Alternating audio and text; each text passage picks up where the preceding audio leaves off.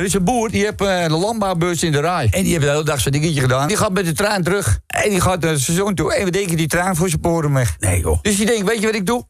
Ik ga even de binnenstad in. Dus die loopt een beetje over die Nieuwe Markt heen. En die komt op die wallen terecht.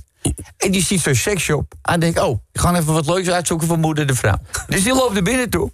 Hij zegt, ik moet even wat leuks hebben voor mijn vrouw, zegt hij.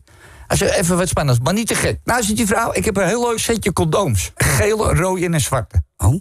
Geel is banaan, rood is aardbeien en zwart is drop. Ze zei, wat nou leuk is, dan laat je man er eentje omdoen, met de slaapkamerlicht uit, en dan moet ze raaien welke smaak. Ja. Oh, dat. Hij zei, dat vind ik leuk, dat is niet heftig. Dus die komt thuis. Hij zei, moeders, ik heb een mooi zitje. Hij zei, de weekend gaan we dat doen. Oh, ze zei, dat vind ik leuk. Nou, het wordt weekend, hup, biertje erin. En die gaan naar bed toe. Ja hoor.